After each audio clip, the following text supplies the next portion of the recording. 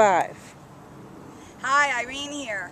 It's been a while. I've had so many different opportunities in my life and staying in my awareness, watching, but a lot of different things that I had to accomplish. I am so happy to be back.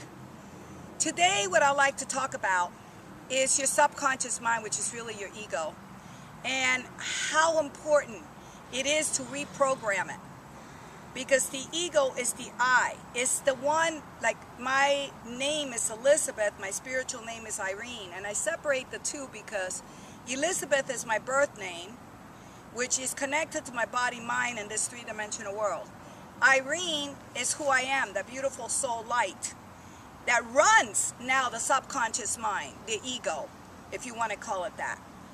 And I've always thought, or asked myself rather, how is it that I had that shift in consciousness 10 years ago?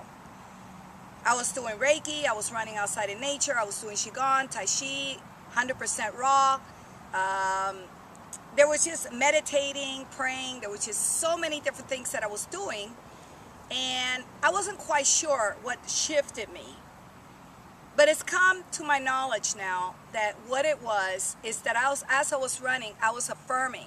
I was affirming that I would be eating only raw living foods. I was affirming that I was going to be in awareness 24/7, that I was going to be awake.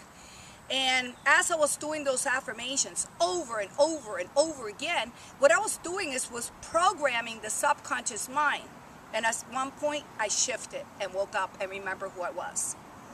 So I'm here to tell you, the subconscious mind, just like you learn how to drive a car from point A to point B, you know how to do it without having to give it thought. The ego, the subconscious mind, gets imprinted with you learning how to drive. So then you don't have to think about it anymore.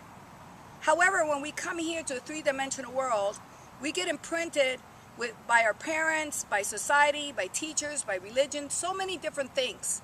And a lot of these imprints are biased and cultural, and it separates us from one another. It doesn't let us be oneness, unity, and love like we're supposed to be in our hearts. That's why we're having all the issues that we have. So I will suggest that what you do is start doing your affirmations. Start doing your prayers. That's how I became 100% raw. Actually, I have a testimony behind that. Way back then when I did it because of health problems, I had that tumor on my pancreas and I healed by going 100% raw. Okay, and then of course I had my shift seeking out all the spirituality. But on that road, I fell off that road because of men, people wanting me to eat and things.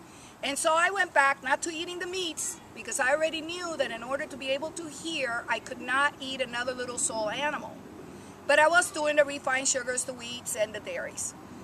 And at one point, I was doing what they call, some people call it breath work, rebirthing, whatever type of name they want to give it. It's really rebirthing by Leonard Ord, in case you're interested.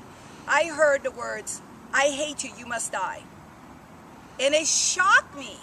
I realized at that point that the ego has its own identity, its own way of being. And it was trying to destroy who I was, which is soul. So that night I went into prayer, crying and affirming, please help me to have that same life force that I have for not eating our little animals, for the sugars, dairy, and wheat. And it happened. That prayer happened. I don't have to have any willpower. I have no cravings. And one of my past receivers that passed away also was very instrumental to that, because they channeled through and basically said, you have to be that voice, and you have to, when I taught that particular person, I was 100% raw, and basically told me, you need to live, you have to talk, walk your talk. And so between that beautiful channel, what I heard in breathing is so important. Learn how to breathe without pauses in between.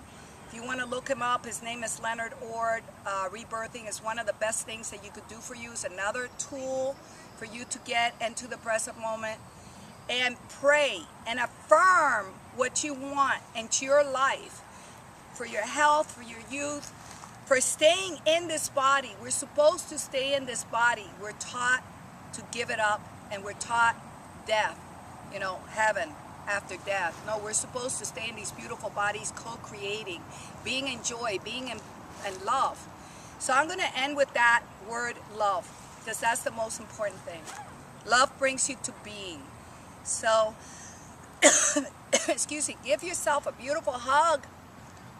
Make sure you're out there loving the world, praying for all the victims on the other side of the globe that are having a difficult time. Say a prayer, but mostly say a prayer that you could be a person from your heart, loving everybody you meet, and making a difference in this world, leaving your footprints, so to speak.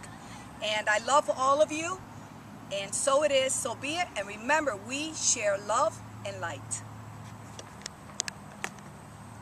It took it?